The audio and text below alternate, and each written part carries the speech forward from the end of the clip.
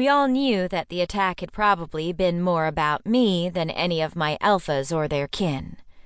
As the last dragon shifter alive, it was my role not just to take all 4 of the alphas as my mates, but to unite the entire shifter community at the same time.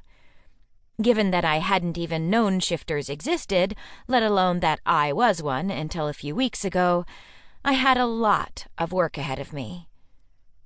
But I wasn't going to back down, especially not when it came to the assholes who killed my fathers and sisters. Nate gave me a quick nod, already hustling out the door. For a guy that big, he could move awfully fast when he needed to. The rest of us hurried out behind him. "Find whatever pilot is most rested," Aaron instructed the attendant. "We'll take the jet." "The jet?" I repeated. I'd missed that part of the estate, apparently.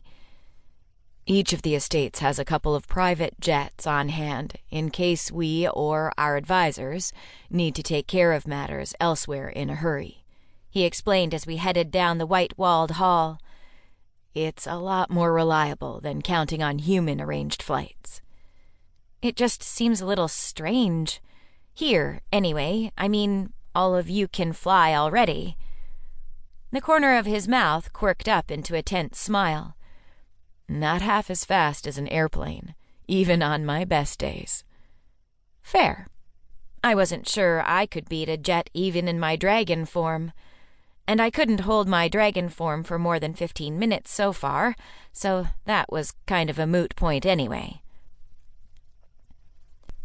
We just burst through a side door into the warm summer night when another set of footsteps pattered behind us. Alice, Aaron's younger sister and self-appointed bodyguard, dashed to join us.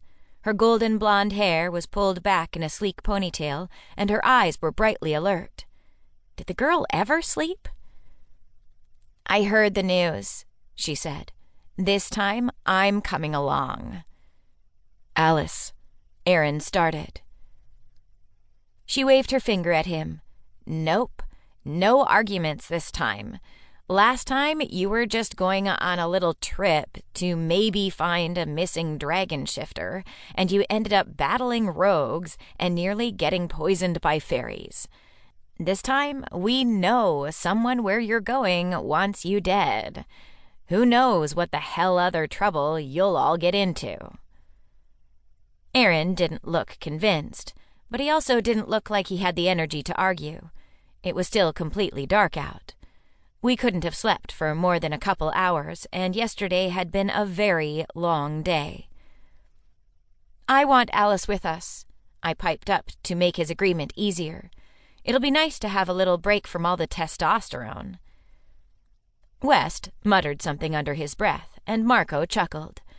A twinge of guilt pinched my stomach. It was my best friend Kylie, who was back in Brooklyn recovering from a rogue attack right now, I should have been counting on for girl talk.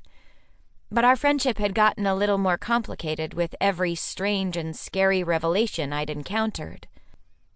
Alice grabbed my hand and gave it a squeeze in thank you, and I guessed to reassure me, because then she leaned over and said, "It'll be okay. We've handled worse." I wasn't sure if that actually made me feel better. The shifter community had faced an awful lot of problems in the years they'd gone without a dragon shifter.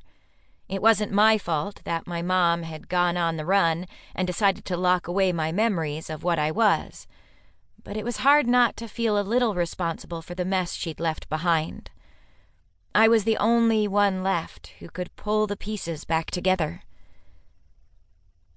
The salty breeze off the Pacific washed over us as we loped along a path between a stretch of trees. On the other side, a small plane waited on a grassy runway. We scrambled up the steps into the cabin. The space was bigger than I'd have expected from the outside of the plane. The ceiling was high enough that even Nate didn't need to hunch.